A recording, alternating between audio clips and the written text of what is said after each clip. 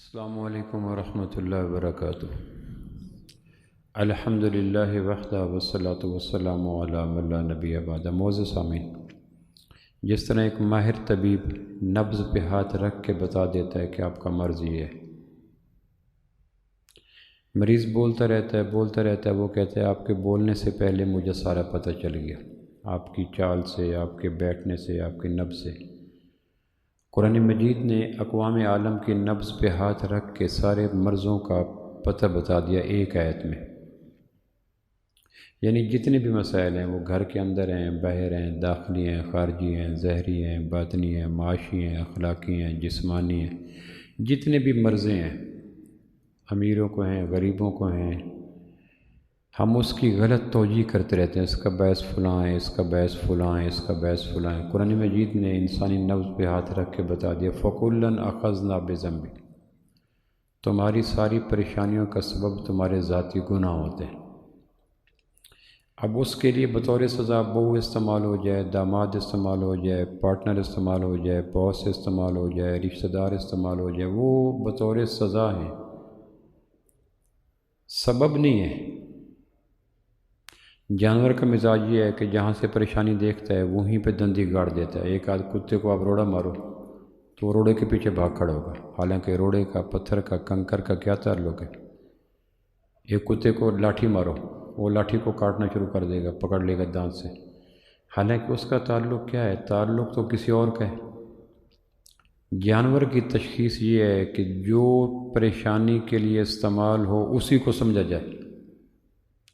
انسان کی تشخیص یہ ہے کہ جو استعمال ہو رہا ہے وہ سبب اور ہے، پیچھے اصل مرض کیا ہے؟ فَكُلًّا أَخَذْنَا بِذَنبِهِ، تمہارے اپنے ذاتی گناہ ہیں۔ اگر ہم قرآن کی اس تشخیص پہ یقین کر لیں جو قرآن نے ہمارے مسائل کے لیے ہمیں بتلائی، اور پھر اس پہ عمل پیرا ہو جائیں، تو ہمارے مسائل کی رات ختم ہو سکتی ہے۔ لیکن ہم قرآن کی تشخیص پہ یقین نہیں کرتے۔ وَلَقَدْ أَهْلَكْنَا الْقُرُونَ مِنْ قَبْلِكُمْ لَمَّا ظَلَمُوا، ہم نے جب بھی کسی کو پریشان کیا تو پریشانی کا سبب اس کے گناہ تھے۔ کم قسمنا من قریۃ کانت ظالمہ، کتنی بستیوں کو ہم نے پیس کے رکھ دیا تو ہمارا سبب نہیں تھا، ان کے گناہ تھے۔ فَكَأَيٍّ مِّن قَرْيَةٍ أَهْلَكْنَاهَا، کتنی بستیوں کو ہم نے ہلاک کیا جب وہ گناہوں کی عادی ہو گئی۔ یہ قرآن کا مرکزی مضمون ہے تاکہ لوگ غلط تشخیص کے ہاتھوں غلط علاج کر کر کے پریشان نہ ہو جائیں۔ اگر کم نصیبی سے کوئی طبیب کسی مرض کی تشخیص غلط کر بیٹھے تو تشخیص غلط ہوگی تو علاج بھی غلط ہوگا، علاج غلط ہوگا تو صحت نہیں ملے گی، بیماری کئی گنا بڑھ جائے گی۔ سبب ہے گردہ، تشخیص ہوئی جگر، جگر ٹھیک تھا، گردہ خراب تھا۔ گردہ سبب میں آیا نہیں، سبب غلطی سے ہو گیا کہ جگر خراب ہے، تو جگر ٹھیک تھا تو اس کو دوائیاں دے دے کے خراب کر بیٹھیں گے۔ تو غلط تشخیص غلط علاج کا باعث بنتی ہے، اور غلط علاج اصل مرض کو ٹھیک نہیں کرتا، صحت مند اعضاء کو خراب کر دیتا ہے۔ قرآن نے یہ احسان کیا کہ ہمیں بتلایا کہ غلط تشخیص نہ کرو، فلاں ہے، فلاں ہے، فلاں، یہ اسباب ہیں، اصل حقیقت سبب یہ ہے کہ تمہارے گناہ ہیں۔ گناہ کے آگے کھڑا ہونا یہ اصل مرد ہونے کی نشانی ہے۔ رشتہ داروں کے سامنے کھڑے ہو جانا، انا کے سامنے کھڑے ہو جانا، دوستوں کے سامنے کھڑے ہو جانا، یہ کوئی بڑی بات نہیں ہے۔ قرآن مجید نے جو صحابہ کو کہا رجال اللہ، رجال جینڈر وائز مرد کو نہیں کہتے ہیں، صفات وائز مرد کو کہتے ہیں، جڑیں آدمی تھے۔ کیا مقصد؟ گناہوں کے آگے کھڑے ہو گئے اور پھر انہوں نے گناہوں کے آگے باندھ کے دکھایا۔ فاروق اعظم رضی اللہ کا قول میں کئی دفعہ سنا چکا ہوں اس ممبر پر، فرمایا کرتے تھے کہ یا اللہ میرے جسم کا کوئی عضو اگر نافرمانی کا عادی ہو جائے تو اس کو بیکار کر دینا۔ زبان سے گویائی، کانوں سے سماعت، آنکھوں سے بصارت، دماغ سے تفکر اور ہاتھ سے پکڑ لے لینا، اگر یہ گناہ کے عادی ہو جائیں۔ پھر نیچے مسکرا کے کہتے ہیں، منہ نیچے کر کے، کیسے ہوگا؟ ہم نے کلمہ پڑھا ہے۔ تو پہلی صدی میں جنا وہ تھا جو گناہ کے آگے اڑ جاتا۔ ہم تو آدھی انچ کی آنکھ، چھٹانک کی زبان، پاؤ بھر دماغ، اس کے آگے چاروں شانے چت ہو کے گر جاتے ہیں۔ ہم کیا، ہمارے قد کیا، ہم کیا، ہمارے عہدے کیا، ہم کیا، ہمارے گریڈ کیا، ہم تو گر جاتے ہیں۔ تو گناہ کے آگے کھڑا ہونا اصل جڑا پن مرد پن یہ ہے۔ تو گناہ کے آگے کیسے کھڑا ہو؟ گناہ تو داخل میں ہے، خارج میں ہے، خیالات میں ہے، اعتقادات میں ہے، محسوسات میں نہیں ہے۔ تو گناہ کے آگے بند باندھنے کا طریقہ موت کی یاد ہے۔ یعنی اسلام نے کوئی ایسا عمل نہیں بتلایا کہ جس کو غریب کہے کہ میری غربت آڑے آ گئی، بیمار کہے میری بیماری آڑے آ گئی، بوڑھا کہے میرا بڑھاپا آڑے آ گیا، مسافر کہے میرا پردیس پناہ آڑے آ گیا۔ جس طرح ہوائیں ہر ایک کے اپروچ میں ہیں، اسلام کے مرضوں کے علاج بھی ہر ایک کے اپروچ میں۔ دنیا کا کوئی انسان یہ نہیں کہہ سکتا کہ کاش میرے اندر یہ چیز نہ ہوتی تو میں اس گناہ کے علاج کو خرید لیتا۔ ہمارے کیمسٹ ضروری نہیں ہے کہ ہر آدمی کی دسترس میں 50 لاکھ لگے گا، 1 کروڑ لگے گا، 70 لاکھ لگے گا۔ تو ہر آدمی کہتا ہے دھیرے دھیرے میں موت کی طرف سفر اس لیے کرتا رہا کہ میرے پاس موت کے آگے، بیماری کے آگے بند باندھنے کے لیے 70 لاکھ روپے نہیں تھا۔ لیکن اسلام کے جو علاج ہے وہ ہر آدمی کی دسترس میں۔ اب موت کی یاد یہ علاج ہے گناہوں کے آگے بند باندھنے کا۔ پہلی صدی میں، دوسری صدی میں، تیسری صدی میں جو ان کو گولڈن ایج کہا گیا، خیر القرون کہا گیا، تو یہ نہیں تھے کہ لوگ قد میں ہم سے طاقتور تھے، مال میں ہم سے زیادہ تھے، تعلیم میں ہم سے زیادہ تھے، عہدوں میں ہم سے زیادہ تھے، نہیں، غریب ماز تھے۔ 10 سے گنتی آگے نہیں آتی تھی، 7 سے 70 سے گنتی آگے نہیں آتی تھی، غریب ماز۔ لیکن ان کے آگے گناہوں کو بند باندھنے کا طریقہ یہ تھا کہ موت کی یاد تھی۔ موت کی یاد گناہوں کے منہ زور ہڑ کے آگے بند کا کام دیتی ہے۔ امی عائشہ رضی اللہ عنہ کا ایک ارشاد نقل کیا امام غزالی نے، جو روزانہ 20 دفعہ موت کو یاد کرتا ہے، اگر اس دن مر گیا تو شہیدوں میں کھڑا ہوگا۔ ایک عورت نے کہا حضرت عائشہ سے، میرا دل بڑا سخت ہے، نیکی پہ اثر نہیں لیتا، فرمایا موت کو یاد کیا کر دل سخت نرم ہو جائے گا۔ ایک آدمی کی تعریف کی کچھ لوگوں نے کہ بڑا نیک ہے، بڑا نیک ہے عہد نبوت میں، تو آپ فرمایا موت کو یاد کرتا ہے؟ کہنے لگے نہیں، کہ پھر ویسا نہیں ہے جیسا تم گمان کر رہے ہو۔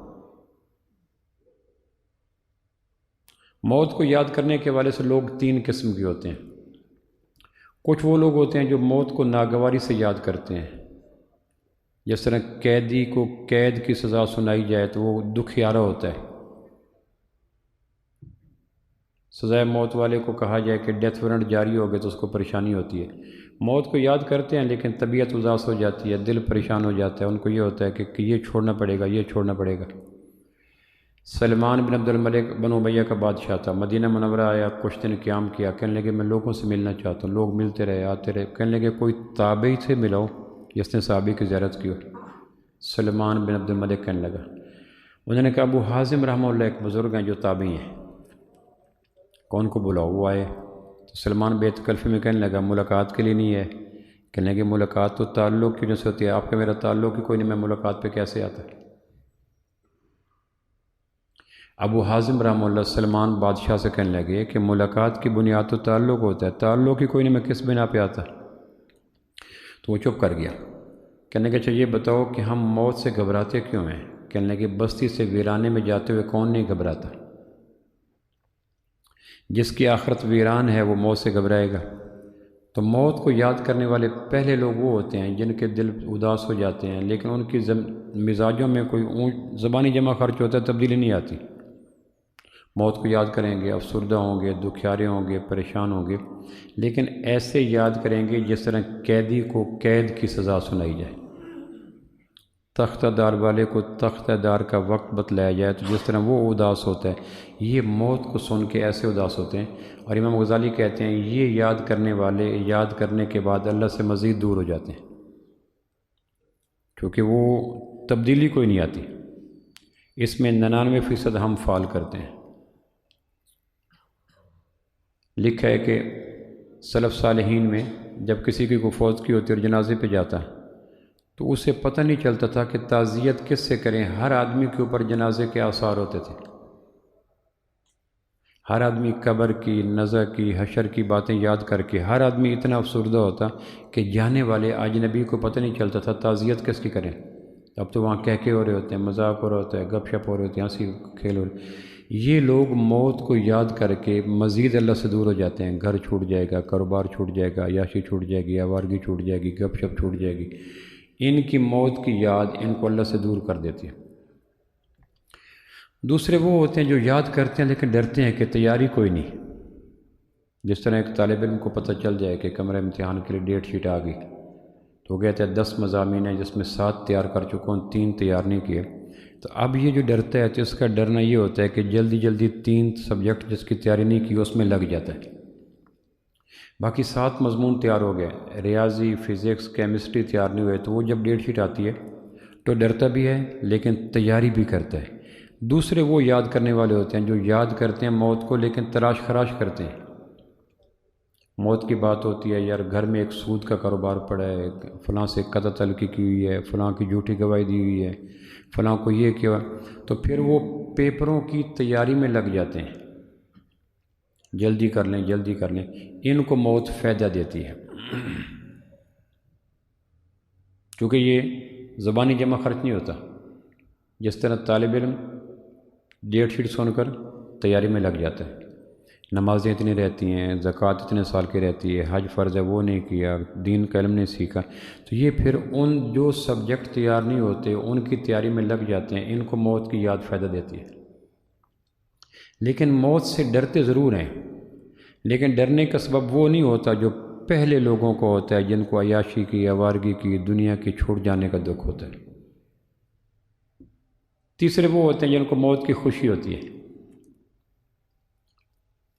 آہا اللہ سے ملاقات ہوگی، نبیوں سے ملاقات ہوگی، صحابہ سے ملاقات ہوگی، اللہ کے مہمان خانے میں جائیں گے. دنیا میں دھوپ ہے، چھاؤں ہے، گرمی ہے، سردی ہے، بیماری ہے، صحت ہے، غربت ہے، دولت ہے، تناؤ ہے، خوشی ہے، شکر ہے وہاں جائیں گے. ان کو گھر آنے کی خوشی ہوتی ہے. میرے ایک عزیز 10 سال اسپین سے گزار کے واپس آیا پہلی دفعہ. مجھے کہنے کہ پروفیسر صاحب 6 گھنٹے مجھ سے گزارے نہیں جا رہے تھے، کب وطن کے اندر جا کر جہاز کے ٹائر لگیں گے اور میں اسلام آباد ایئرپورٹ پہ اتروں گا. واپس آنے کی خوشی تھی. وہاں بیٹھ کر پیسے بھیجتا رہا، گھر بنتا رہا، گاڑی آ گئی، چیزیں آ گئی. اسے پتہ تھا کہ میں نے پردیس میں جا کر دیس کو یاد رکھا. پردیس میں جو لوگ چلے جاتے ہیں، انگلینڈ چلے گئے، سویڈن چلے گئے، ناروے چلے گئے، ان کے رہتے وہاں ہیں لیکن یاد رکھتے ہیں اس کو، تو یہاں کے لیے چیزیں بھیجتے رہتے ہیں. بل کا آ گیا، مکان کا آ گیا، گھر کا آ گیا، تو یاد یہاں کو رکھتے ہیں. جب وہاں رہ کر یاد یہاں رکھتے ہیں تو پھر انہیں جب 2 سال بعد 3 سال بعد آنا ہوتا تو بوجھ نہیں ہوتا. انہیں پتہ ہوتا ہے کہ ویرانے میں نہیں جا رہے، آبادی میں جا رہے ہیں. یہ خوش ہوتے ہیں، واہ واہ گھر جائیں گے، مزہ آئے گا. مجھے کہنے لگا سر وہ 6 گھنٹے گزر ہی نہیں رہے. 10 سال میں نے گزار لیے اسپین کے، لیکن 6 گھنٹے نہیں گزر رہے تھے. یہ کن کے ہوتے ہیں؟ جن کو وطن آنے کی خوشی ہوتی ہے. تو تیسرے وہ ہوتے ہیں جن کو موت کی خوشی ہوتی ہے. امام غزالی نے ایک حکایت لکھی ہے. ایک بستی کا رواج تھا کہ بادشاہ جو بنتا 3 سال بادشاہ ہوتا، 3 سال گزرتے تو اس کے ہاتھ پاؤں باندھ کر ایک صحرا میں پھینک آتے جہاں جنگلی جانور تھے، زہریلے جانور تھے، ہاتھ پاؤں بندھے ہوتے ان کو کھا جاتے. لوگ بنتے رہے، بادشاہ آتے رہے، انجام ہوتا رہا. پھر ایک وقت ہے کہ لوگوں نے انجام کو دیکھ کر بادشاہ بننا چھوڑ دیا. کیا فائدہ؟ 3 سال کے بعد ہاتھ باندھیں گے، پاؤں باندھیں گے، بچھو، سانپ، زہریلے جانور، ڈیزرٹ، صحرا، پیاس، بھوک. انہوں نے کہا دفع کرو 3 سال کو. انہوں نے بادشاہ بننا چھوڑ دیا. تو اب وہ بادشاہ کوئی نہ بنے. ریاست والے پریشان، تو انہوں نے کہا چلو اچھا کوئی اجنبی آئے گا تو اس کو پھانس لیتے ہیں.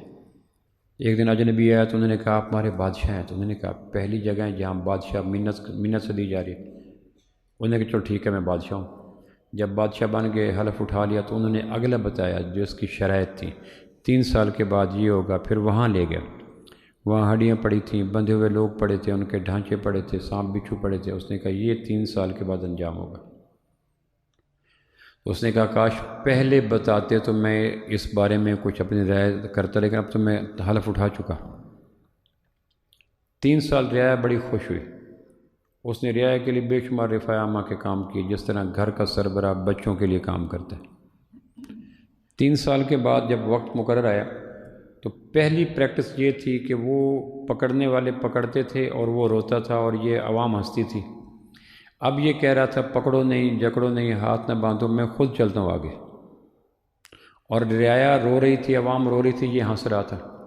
انہیں دو دکھ تھے کہ ایک تو بعد میں بادشاہ کو نہیں بنے گا، بن گیا تو ایسا شفیق بادشاہ کو نہیں ملے گا، اور یہ ہنستا ہوا جا رہا تھا۔ آگے حکایت لکھی ہے، انہوں نے کہا اس کو دکھایا بھی تھا وہاں صحرا ہے، ضروریات نہیں، ہاتھ پاؤں بندے ہوں گے، بچھو ہوں گے، سانپ ہوں گے، بھوک ہوگی، پیاس ہوگی، دھوپ ہوگی، اور یہ مسکراتا ہوا اٹکیلیاں کرتا ہوا لمبے لمبے پاؤں بھرتا ہوا جا رہا ہے۔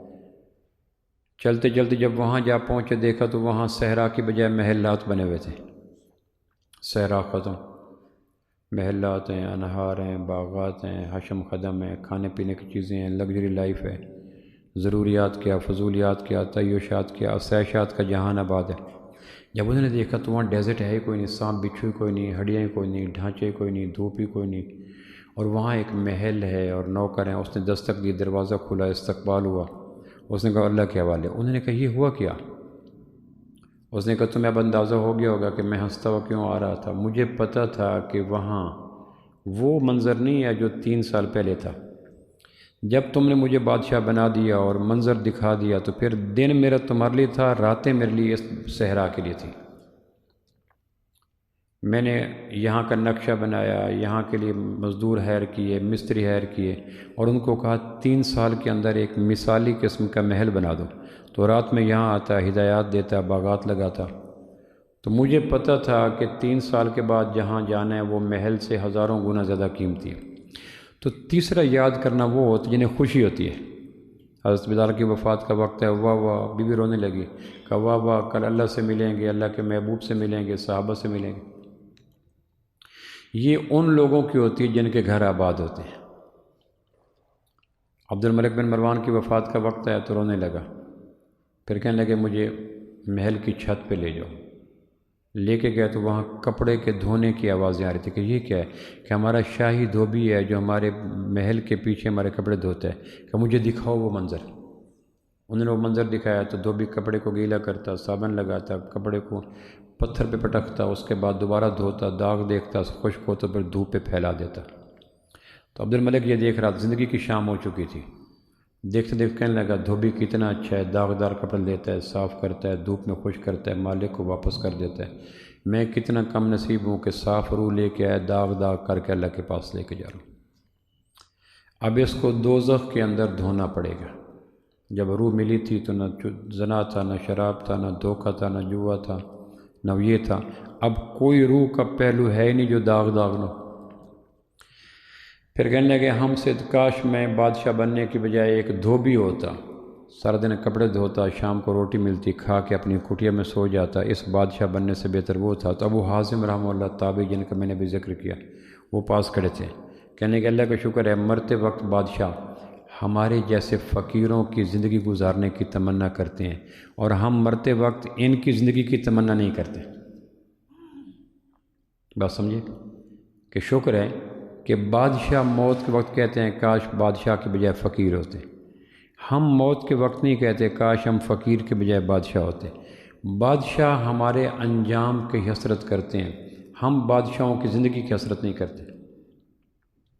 لیکن یہ وہ کر سکتا ہے جس نے پردیس سے دیس میں کچھ بھیجو، اور جس نے پردیس میں شادی کر لی، وہاں شراب و کباب میں لگ گیا، وہاں رقص و سرود میں لگ گیا، وہاں لہو و لعب میں لگ گیا، وہاں کی تعیشات میں لگ گیا، پیچھے ماں روتی رہی، بچے روتے رہے، بیوی روتی رہی، گھر میں فاقہ ہے، مکان گر گیا، گھر گروی ہو گیا۔ اب یہ 5 سال کے بعد آئے گا تو کیسے آئے گا؟ اس کو پتہ ہے استقبال کرنے والے کوئی نہیں۔ 5 سال میں رہا، اسپین میں رہا، پرتگال میں رہا، انگلینڈ میں رہا، میں نے گھر میں کبھی 1 روپیہ نہیں بھیجا۔ تو جس طرح اس کا عالم وطن آتے ہوئے ہوتا ہے، اس کا عالم دنیا سے قبر جاتے ہوئے بھی ایسے ہی ہوتا ہے۔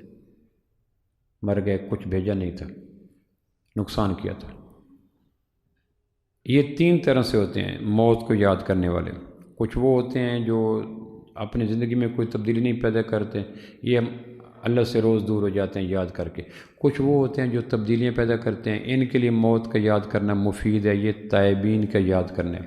اور کچھ وہ ہوتے ہیں جو خوش ہوتے ہیں، جنہوں نے کبھی بھی پردیس میں کوئی چیز بنائی نہیں، نہ شادی کی، نہ شراب پی، نہ گھر بنایا، نہ گاڑیاں لیں، ہینڈ ٹو ماؤتھ زندگی گزاری پردیس میں، اور وطن کو آباد کرتے رہے کہ لاش گئی تو بھی وطن میں جانی ہے، زندہ گیا تو بھی وطن میں جانا ہے، یہاں تو پردیسی ہوں۔ تعجب یہ ہوتا ہے کہ میں نے کئی پردیسیوں کو لندن میں انگلینڈ میں دیکھا، لندن میں دیکھا، تو ان کی زندگی ہینڈ ٹو ماؤتھ تھی، کہنے کہ یہ اصل تو وہی ہے جو وطن ہے دیر سویر۔ تو جتنا وہ پردیسی دنیا دار پردیس میں رہ کے وطن کو یاد کرتے تھے، اتنا دیندار دنیا کی پردیس کو یاد رہ کر قبر کے وطن کو یاد نہیں کرتا۔ سارا کچھ یہاں ہو گیا، اس کا نقصان ہوتا ہے۔ اب موت کو یاد کیسے کریں کہ موت کی یاد گناہوں کے آگے بند باندھے تھے؟ امام غزالی نے اس کے کچھ طریقے لکھے ہیں، وہ میں عرض کرتا ہوں۔ امام غزالی نے لکھا ہے کہ ہر موت کی یاد موت کے آگے بند نہیں باندھتی۔ انہوں نے کچھ 4-5 طریقے لکھے ہیں، وہ میں عرض کرتا ہوں، ان کو سوچتے جائیے گا۔ اگر وہ طریقہ میرے آپ کے لیے قابل عمل ہو، اپلیکیبل ہو، تو پھر اس کو لیں، تاکہ وہ یاد گناہوں کے ہڑ کے آگے بند باندھے گی۔ سال اور سال سے دریا آتے ہیں، بند اتنے مضبوط ہوتے ہیں کہ دریا ٹکر مارتے ہیں بند کو، بند مضبوط ہوتا ہے، چپکے سے سیدھے ٹریک پہ چلے جاتے ہیں۔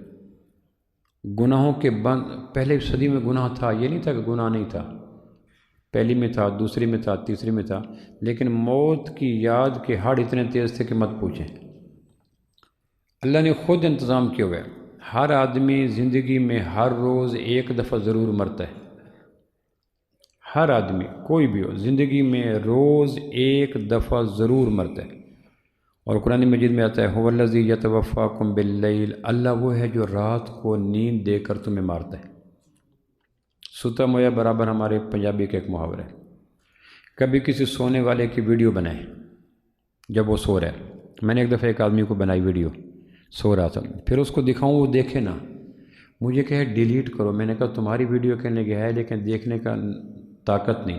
حالانکہ زندہ آدمی کی ویڈیو تھی، لیکن سونے والا 90% موت کی مشابہ ہو جاتا ہے۔ قرآن مجید میں آتا ہے ہر آدمی رات کو مرتا ضرور ہے۔ موت کی یاد کو تازہ کرنے کے لیے ہر آدمی کو جبراً ایک دفعہ میکنزم کے وائز اس کو روزانہ موت کی یاد سے گزارا جاتا ہے تاکہ موت کو یاد کرے۔ ہم رات کو سوتے ہیں، دعا پڑھتے ہیں اللہم بسمک اموت، اللہ میں تیرے نام پہ مر رہا ہوں۔ صبح جاگتے ہیں، دعا پڑھتے ہیں الحمدللہ الذی احیانا بعد ما اماتنا، شکر ہے موت کے بعد زندہ ہو گئے۔ پھر رات کو جب سونے لگتے ہیں تو پھر 90% وہ کام کرتے ہیں جو ہمارے بعد بڑی موت کے بعد دوسرے کریں گے۔ پگڑی اتارتے ہیں، ٹوپی اتارتے ہیں، ویسکٹ اتارتے ہیں، بٹوا اتارتے ہیں، نکالتے ہیں، گھڑی اتارتے ہیں، موبائل اتارتے ہیں، قمیض اتارتے ہیں، چارپائی پڑ جاتے ہیں، جرابیں اتارتے ہیں۔ یعنی وہ کام جو بڑی موت پہ دوسروں نے کرنا ہے، چھوٹی موت پہ ریہرسل کے طور پر ہم خود کرتے ہیں۔ پھر چارپائی پہ دراز ہو جاتے ہیں، پھر چادر لے لیتے ہیں، پھر اس کی صورت ایسی بن جاتی ہے کہ ٹرو کاپی ہوتی ہے بڑی موت کی۔ کبھی تصویر لے کے خود اپنے بچے سے کہیں رات بیٹا جب میں سو جاؤں مجھے تصویر دکھانا، تو پتہ نہیں چلے گا لاش ہے یا زندہ ہے۔ پھر جنازوں کے روز اعلان ہوتے ہیں، یہ سپرے ہے اس دنیا کی اگی ہوئی جڑی بوٹیوں کے اوپر جنازے کے اعلان سپرے ہوتے ہیں۔ پھر امام غزالی نے کچھ طریقے لکھے ہیں، وہ میں عرض کرتا ہوں۔ وہ کہتے سب سے پہلے طریقہ یہ ہے کہ قبرستان کبھی کبھی آدمی جائے، آخر ہمارے لیے ہے، ہم نے جانا تو ہے۔ جتنا اس سے انکار کریں، گریز کی راہیں اختیار کریں، وہاں نہ جائیں۔ برضا اور رغبت نہیں جائیں گے، ویلنگلی نہیں جائیں گے، تو کوئی لے کے تو جائے گا۔ 4 جائیں گے، 5 جائیں گے، 4 واپس آئیں گے۔ قبرستانوں میں جانا موت کی یاد کا ایک طریقہ، جس طرح بقیہ جگہ پہ جاتے ہیں، دوستوں کو جاتے ہیں، ڈی کو جاتے ہیں، ناظرہ ریاض میں جاتے ہیں، مری میں جاتے ہیں، گپ شپ کے لیے جاتے ہیں، اس طرح کبھی کبھی موت کی یاد کے لیے قبرستان میں عبادت سمجھ کے جانا چاہیے۔ حدیث میں پکی قبروں کو منع کیا گیا، کیونکہ پکی قبریں جب قبرستان میں بن جاتی ہیں تو موت کی یاد نہیں رہتی۔ کچی قبریں موت کی یاد کا باعث ہوتی ہیں، پکی قبریں ڈسٹمپر، اس پہ رنگ ساری چیزیں، اس سے آدمی موت نہیں رہتی۔ اور قبرستانوں کے کتبے اور کتبوں پہ تحریریں، اور قبرستانوں میں قبرستانوں کے منظر، اس پہ جڑی بوٹیاں، مٹی، گھاس، یہ ساری چیزیں تریاک ہیں دنیا کی محبت کے سانپ کے آگے۔ اور اگر نہیں جائیں گے تو جانا تو پڑے گا۔ قبرستان کے کتبوں کی تصویریں دیکھیں، قبرستان کا منظر دیکھیں، دن میں جہاں شب کا سما ہے۔ میں نے ایک دفعہ سنایا تھا آپ کو، غلام احمد آباد کے قبرستان میں ایک دوست کے والد صاحب کو دفن کرنے کے لیے گئے تو ڈیڈ باڈی کو بھی آنے میں تاخیر تھی۔ میں قبروں کے کتبے دیکھنے لگ گیا۔ ایک قبر پہ لکھا ہوا تھا نرگس جہاں آرا، شادی کے کچھ مہینے بعد فوت ہو گئی۔ اللہ کا نظم۔ تو اس نے مرنے سے پہلے کچھ اشعار لکھے کہ یہ کتبے پہ اشعار لگا دینا۔ وہ اشعار پڑھے ہوئے مدت گزر گئی، لیکن اس کے 2-3 شعر مجھے اب بھی یاد ہیں۔ خدا کی قسم یاد آیا کروں گی، میں خوابوں خیالوں پہ چھایا کروں گی۔ جو بھیجو گے ہدیہ درود و ثنا کا، در حق پہ خود لے کے جایا کروں گی۔ میں زندہ بھی تیری تھی، مر کر بھی تیری، یہی گیت قبروں میں گایا کروں گی۔ سرے شام اجڑے جزیروں میں آنا، تیری راہ میں پلکیں بچھایا کروں گی۔ مجھے بخش دینا میری سب خطائیں، میری جان نہ اب میں ستایا کروں گی۔ اس قسم کے کتبے، یہ کتبوں کا دیدار اور کتبوں کی تحریریں دنیا کی محبت کے لگے ہوئے پھوڑے پھنسیوں کے تریاق کا باعث بنتے ہیں۔ اب ایک آدمی جو کہتا ہے کہ میرے علاقے میں قبرستان نہیں ہے تو وہ معذور ہے، ایک آدمی کہتا ہے قبرستان جانے کے لیے پیسے چاہیے تو معذور ہے، ایک آدمی کہتا ہے قبرستان کی فیس نہیں ہے تو معذور ہے، اور اگر قبرستان ہر علاقے میں اور مفت ہے اور جا سکتا ہے تو پھر ویکسینیشن نہ کروانا خود اذیت ہی ہے۔ دوسرا طریقہ امام صاحب نے یہ لکھا ہے کہ وہ لوگ جو آپ کے گرد و پیش تھے اور اب نہیں ہیں، آپ کے گھر میں ان کی یادیں ہیں، یہ پودا اس نے لگایا تھا، یہ بیڈ اس نے خریدا تھا، یہ کار اس نے خریدی تھی، یہ شناختی کارڈ اس کا پڑا ہے، یہ اینک اس کی پڑی ہے، یہ گھڑی اس کی پڑی ہے، یہ موبائل اس کا پڑا ہے، یہ جویلری اس کی پڑی ہے، یہ کراکری اس کی پڑی ہے، یہ سینری اس کی پڑی ہے، یہ کیمرہ اس کا پڑا ہے، یہ تو جن کی یادیں گھر کے اندر بچھی ہیں، قبرستان نہیں دیکھ سکتے تو ان کو دیکھ لو۔ یہ کیاری میں پودے کس نے لگائے تھے، یہ دیوار پہ تصویر کس نے لگائی تھی، یہ گھر کا بیڈ کس نے لیا تھا، یہ کار پورش کی کار کون لایا تھا، یہ شناختی کارڈ کس کا پڑا، یہ موبائل کس کا، یہ دوپٹہ کس کا، یہ رنگ کس کا، یہ کنگن کس کا ہے۔ تو گھر کے اندر جانے والوں جاتے ہیں لیکن کچھ یادیں چھوڑ جاتے ہیں۔ کتنے چپ چاپ چلے کتنی بے فیض سی رہ جاتی ہے دل کی بستی، کتنے چپ چاپ چلے جاتے ہیں جانے والے۔ اور میرا نہیں گمان کہ دنیا میں کوئی گھر ایسا ہو جس میں مرنے والے کی کوئی چیزیں یاد دلانے کے لیے نہ پڑی ہوں۔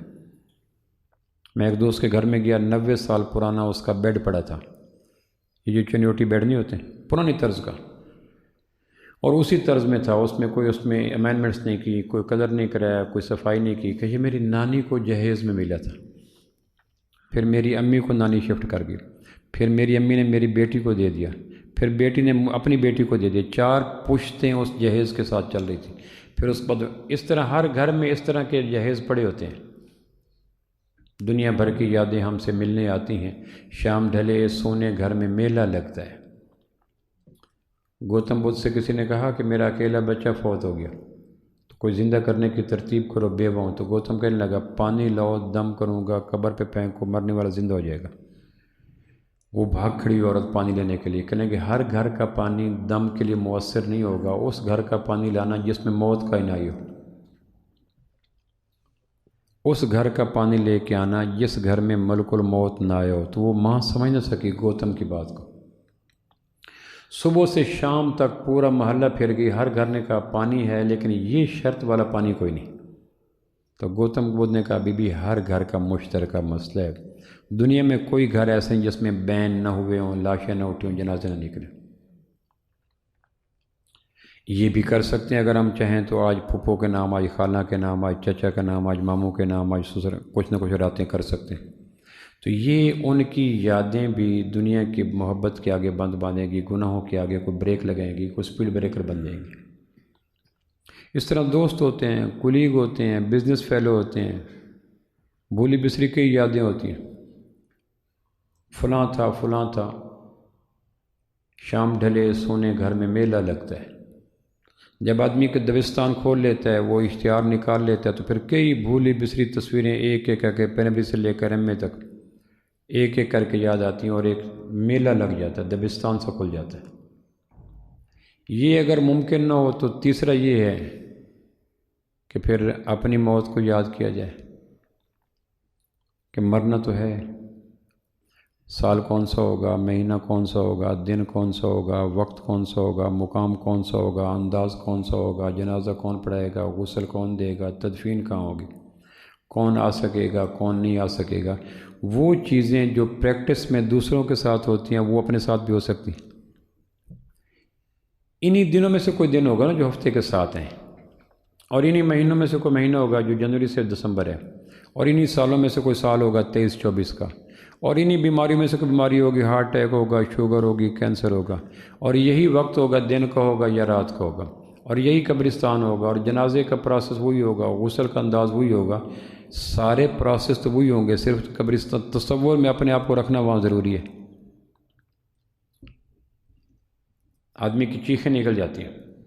پہلی صدی میں جو گناہ اس درجے کا طاقتور نہیں تھا، ربیع بن خثیم رحمہ اللہ کہتے ہیں، امام صاحب نے لکھا ہے، گھر میں قبر کھودی ہوئی تھی۔ جب دل سخت ہوتا، تنگ ہوتا یا سنگ ہوتا یا آمادہ جنگ ہوتا تو قبر میں جا کے لیٹ جاتے، تو ویکسینیشن ہو جاتی، کونسلنگ ہو جاتی، تھیراپی ہو جاتی، ذہن سازی ہو جاتی ہے، ذہن بدل جاتا، پھر کتنی جڑی بوٹیاں خود بخود خشک ہو جاتی۔ یہ تیسرا طریقہ ہے، اس کو بھی یاد کیا جا سکتا ہے، لیکن یہ ہائی پوٹنسی ڈوز ہے۔ ہمارے ایک دوست ہیں، انہوں نے کتبہ اپنی قبر کا لکھوا کے گھر میں رکھا ہوا ہے، سوگواروں کے نام بھی لکھے ہوئے ہیں، اور رکھا ایسی جگہ پہ جہاں مہمان آتے ہیں تاکہ مہمان اس کتبے کو دیکھ کر کچھ کھول کے کھا بھی نہ سکیں۔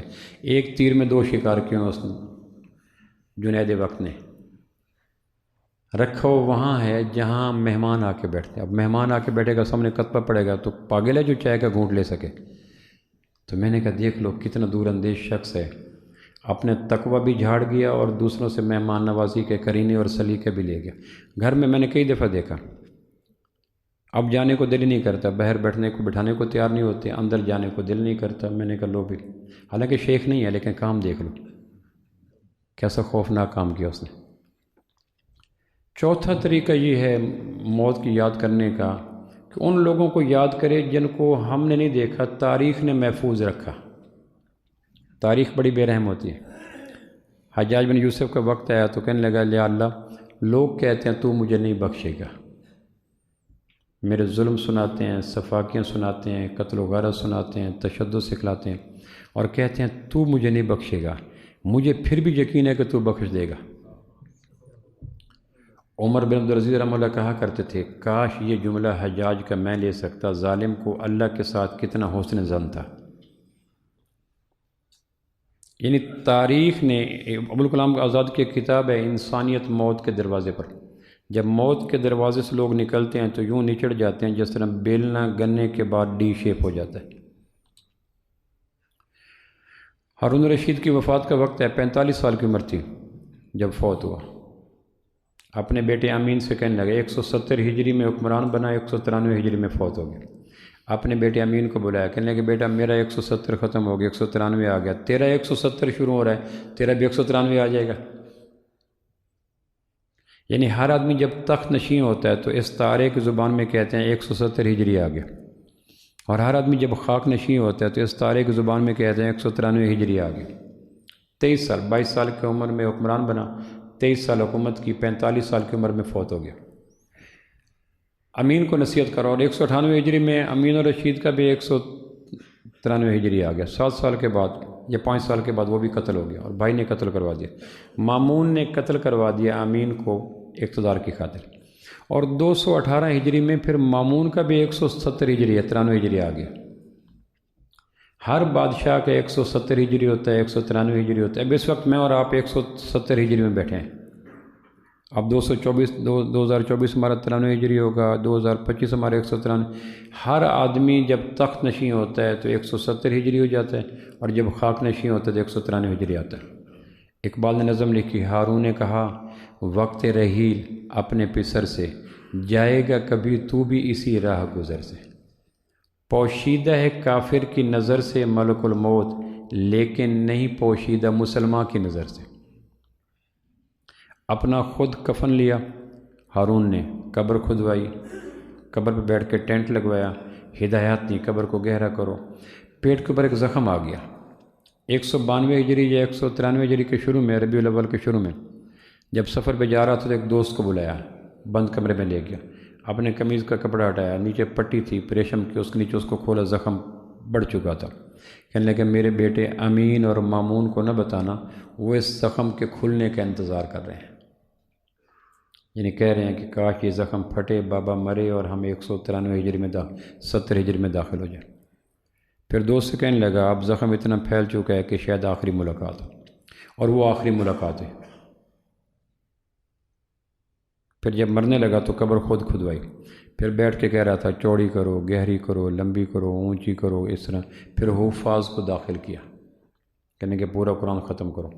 یعنی میری نظر میں تاریخ کا واحد حکمران ہے ہارون الرشید رحمہ اللہ، جس نے قبر خود کھدوائی۔ یہ بڑے دل گردے کا کام ہے۔ پھر قبر کی ہدایت، جس طرح مکان بنا رہے ہوتے ہیں، کوٹھی بنا رہے ہوتے ہیں اور کہہ رہے ہوتے ہیں یہ کرو وہ کرو، معماروں کو، مزدوروں کو، آرکیٹیکٹ کو ہدایات دے رہے ہوتے ہیں، ہارون اسی طرز کی ہدایات اپنی قبر کے وقت دے رہا تھا۔ عبد الملک بن مروان کا میں سنا چکا ہوں، ایک 86 ہجری میں فوت ہوا، تو کہہ رہا تھا کہ کاش میں دھوبی ہوتا، ایک عام آدمی کی طرح زندگی گزارتا، چپکے سے مر جاتا، بادشاہ نہ بنتا۔ صدیق اکبر رضی اللہ کہہ رہے تھے بیٹی سے بیٹا پرانے کپڑوں میں دفن کر دینا، کہ نئےوں کے لیے اچھے ہوتے ہیں زندہ لوگ، پرانے کپڑے ہوں، نئے ہوں، اگر بخشا گیا تو جنت کا مزاج آ جائے گا، نہ بخشا گیا تو آدمی اللہ قبر کے اندر کھال بھی اتار لے گا۔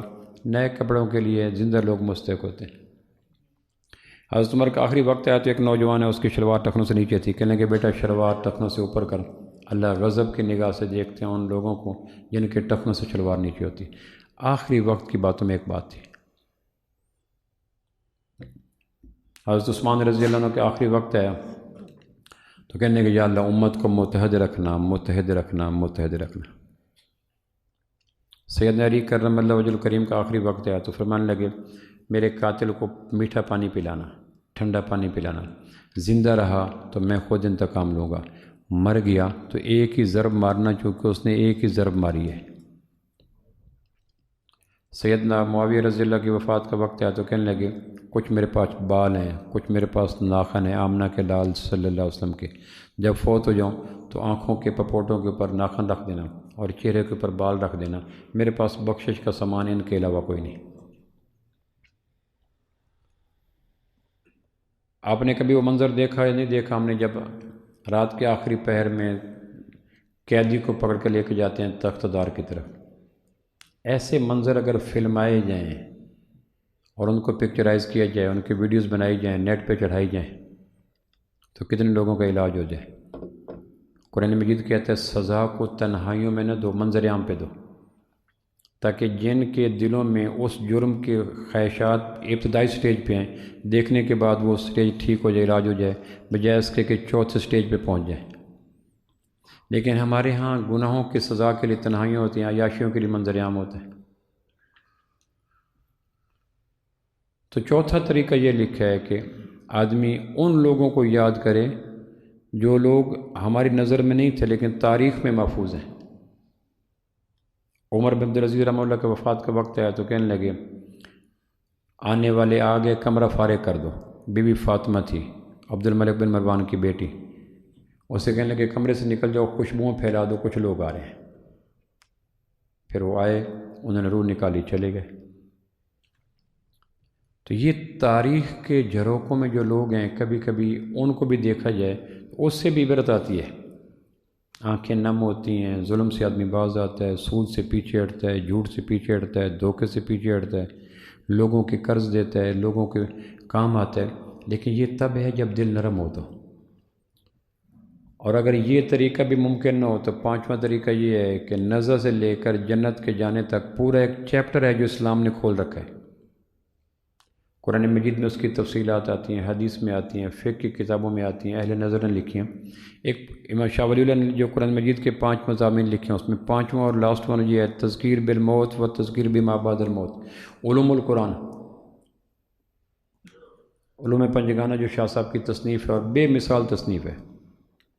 اس میں کہتے ہیں کہ قرآن مجید کے مرکزی مضامین 5 ہیں۔ 5واں مضمون یہ ہے کہ موت سے لے کر جنت کے جانے تک تذکیر بالموت و بما بعد الموت، کم ترکوا من جنات و عیون و زروع و مقام کریم و نعمت کانوا فیہا فاکہین کذالک وأورثناہا قوما آخرین فما بکت علیہم السماء والارض وما کانوا منظرین۔ قرآن کہتا ہے دیکھو ذرا جا کر ان کو جن کے مرنے پہ نہ آسمان رویا نہ زمین نے آنسو بہایا، اب کہاں گئے وہ؟ اب یاد کرنے والا ہی کوئی نہیں، قبروں کی شناختی کوئی نہیں، بتاتا باغباں رو رو یہاں غنچہ یہاں گل تھا، یہاں غنچہ یہاں گل تھا۔ ہمارا ایک دوست جاپان میں فوت ہو، اس کی قبر آ کے یہاں جھنگ روڈ کے قبرستان میں بنی، کچھ عرصے کے بعد میں گیا تو مجھے پتہ نہیں چل رہا تھا عامر کہاں دفن ہوا۔ چمن کے تخت پر جس دم شہ گل کا تجمل تھا، ہزاروں بلبلوں کی فوج تھی، ایک شور تھا غل تھا، اور جب آئے دن خزاں کے کچھ نہ تھا بجز خار گلشن میں، بتاتا باغباں رو رو یہاں غنچہ یہاں گل تھا، یہاں غنچہ یہاں گل تھا۔ پھر قبر کے نشان ہی مٹ جاتے، یاد کرنے والے نہیں رہتے، پھر قبریں لاوارث ہو جاتی ہیں، پھر اس کے اوپر طرح طرح کی تبدیلیاں آ جاتی ہیں۔ تو پانچواں طریقہ یہ ہے کہ اہل علم سے کہیں کہ نزع کے وقت سے لے کر، رات میں پڑھ رہا تھا امام غزالی کی کتاب جلد سوم میں موت اور بیست بعد الموت کے واقعہ میں، اہلیہ نے انگور بھیجے کہ انگور کھا لو، میں نے کہا میں کیا کھاؤں؟ ادھر وہ قبر کے نزع کے سانس نہیں کھڑنا، جاءت سکرۃ الموت بالحق ذالک ما کنت منہ تحید، یہاں سے چیپٹر کا آغاز ہوتا ہے۔ فکشفنا عنک غطاءک فبصرک الیوم حدید، جس طرح بچہ پیدا ہوتا ہے تو مبارکباد ہوتی ہے، پھر اس کا سین ڈراپ ہوتا ہے، پھر آنکھیں بند ہوتی ہیں، ایک وقت ہوتا ہے آنکھیں کھلتی ہیں، اس کو کہتے ہیں نیولی بارن بیبی، مبارک ہو بچہ ہوا بچہ ہوا، پھر وہ آنکھیں بند ہوتی ہیں تو کہتے ہیں لاش بن گئی ڈیڈ بن گئی۔ جب آنکھیں بند ہونے کا آغاز آتا ہے یہاں سے قرآن آغاز کرتا ہے۔ یہ پانچواں اور لاسٹ ون طریقہ ہے موت کو یاد کرنے کا۔ ہمارے یہاں نور بشر کے جھگڑے، حاضر ناظر کے جھگڑے، 20-8 کے جھگڑے، ہاتھ اوپر نیچے باندھنے کے جھگڑے، ان جھگڑوں نے دلوں کی نرمی کو ختم کر دیا۔ بیج جتنا عمدہ ہو، اگر زمین سخت ہوگی کہاں ہوگے گا؟ اگر زمین کو پانی نہیں لگایا، وتر نہیں ہے، ہل نہیں چلائے، میرا نہیں پھیرا، رگیں نرم نہیں کی، شریانیں ٹھنڈی نہیں کی، اندر زمین بھربھری نہیں کی، بیج جتنا عمدہ ہوگا پنکھ پنکھیرو چک جائیں گے، ہوائیں اڑا جائیں گی۔ دلوں کو نرم کیے بغیر نماز کا بیج، حیا کا بیج، صبر کا بیج ایسے ہی ہے جیسے پتھروں کے اوپر بیج پھینک دینا۔ مجھے روتے ہوئے دیکھا، کیا وعدہ پھر آنے کا، کہ ایک بہتے ہوئے پانی پہ بنیاد مکان رکھ دی، فائدہ کوئی نہیں۔ دلوں کو نرم کرتی ہے موت کی یاد۔ امی عائشہ سے کسی نے پوچھا دل سخت ہے، یعنی اسلام کے بیج اگتے نہیں، زمین سخت ہو تو بیج جتنا عمدہ ہو، جڑوں کے لیے جگہ نہیں بنتی، نیچے جڑیں تو انتہائی نرم ہوتی ہیں، اگر زمین کا سینہ سخت ہو تو جڑیں کہاں جائیں گی؟ اس کے کہنے کا مقصد یہ تھا کہ عمل کی طاقت آتی نہیں۔ حضرت عائشہ نے کیا فرمایا؟ موت کو یاد کرو، دل نرم ہوگا، پسیج جائے گا، رگوں میں پانی اترے گا، نمی آئے گی، پھر نماز کا بیج، حیا۔ پہلی صدی میں ساری فصل اگ رہی تھی چونکہ دل نرم تھا۔ اب سخت زمین پہ بیج پھینکنے کا نادان لوگوں نے کانسیپٹ عام کم رکھا۔ سخت بیج، اتنی غلطی ایک اوسط درجے کا کاشتکار نہیں کرتا۔ کاشتکار ہمارے عرف عام میں ایک جاہل آدمی کو کہتے ہیں، موٹے دماغ والا۔ تو موٹے دماغ والا آدمی بھی بیج کے لیے پہلے زمین کا سینہ نرم کرتا ہے، پہلے پانی لگائے گا، پھر وتر آئے گی، پھر گہرے ہل چلائے گا، پھر روٹے بیٹے چلائے گا، پھر زمین کو آٹا بنا دے گا، پھر موسموں کو دیکھے گا، آسمان کی طرف نگاہ کرے گا، پھر بھی تو جو اوسط درجے کے دماغ کا مالک ہے وہ بھی ایک زرعی بیج پھینکنے سے پہلے زمین کا سینہ تیار کرتا ہے۔ ہمارے وائز میں اتنی عقل نہیں ہے جتنی اوسط درجے کے کاشتکار میں عقل ہے۔ سخت دلوں پہ بیج پھینک دینا، یہ چیزیں آ جائیں تو دل نرم ہوتا ہے، اور اس کو کہتے ہیں موت کی یاد۔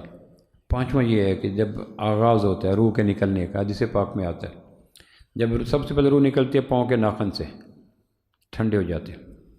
جب پاؤں کے ناخن سے روح نکلتی ہے تو آخری وقت جب روح نکل رہی ہوتی ہے، حدیث پاک میں آتا ہے، تو ناخن کہتے ہیں ٹخنے کو، اللہ کے حوالے زندگی رہی تو قیامت والدن ملیں گے، پھر ٹخنوں سے نکلتی ہے، پھر ٹخنے کہتے ہیں پنڈلیوں کو، اللہ کے حوالے اب قیامت کو ملاقات ہوگی۔ یہاں سے اس چیپٹر کا آغاز ہوتا ہے۔ کبھی تنہائیوں کے بے ریا لمحوں میں اس چیپٹر کا مطالعہ کریں تو موت کے گناہوں کے ہڑ کے آگے کچھ بند باندھے جا سکتے ہیں، ورنہ علم سے نہیں ہوتا۔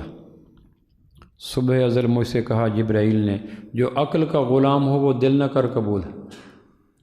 عقلی اعتبار سے آدمی دین پہ نہیں چلتا، آدمی دین پہ چلتا ہے دل کی نرمی کے اعتبار سے۔ خبردار، دل جسم میں ایک گوشت کا ٹکڑا ہے، اگر وہ سیدھا ہوتا ہے سارے جسم سیدھا ہوتا ہے، اگر وہ ٹیڑھا ہوتا ہے سارا جسم ٹیڑھا ہوتا ہے۔ الا وہی القلب، سنو وہ دل ہے۔ یوم لا ینفع مال ولا بنون الا من اتى اللہ بقلب سلیم، جو دل نرم لے کے آئے گا۔ ہمارے ہاں ساری تعلیم، ساری ایجوکیشن، سارا واعظ، ساری تقریریں عقل عیار کو مطمئن کرنے کے لیے، دل کی زمین پہ نرمی کا ایک قطرہ بھی نہیں برستا۔ اس لیے اگر بات کرنے پہ آئیں تو مشرق مغرب کا علامہ لگیں گے، علم کے اعتبار سے دیکھیں تو خانہ بدوش لگے گا، جپسیز، کچھ بھی نہیں ہوگا۔ عقل اتنا تیز کر دیا جدید مطالعے نے، جب عقل تیز ہوتا ہے دل ویران ہوتا ہے تو دہریت پھیلتی ہے۔ تو یہ 5 طریقے تھے جو میں نے عرض کی، جو غزالی مرحوم لکھے ہیں موت کی یاد کے۔ ان میں سے اگر کوئی آپ کے لیے اپلیکیبل ہو، دسترس میں ہو، قابل عمل ہو تو اس کو اختیار کریں۔ یہ اختیار پھر دنیا کی محبت نکالے گی۔ دنیا کی محبت نکلے گی تو پھر جو غیبت، حسد، شہوت، شہرت، دولت، پیسہ، یہ ساری مرضیں دنیا کی محبت کی سب برانچز ہیں، یہیں سے یہ پھوٹتی چلی جاتی ہیں۔ اور اگر یہ نہیں ہوگا تو باقی ساری چیزیں کبھی بھی راہ راست پہ نہیں آ سکتی۔ السلام علیکم۔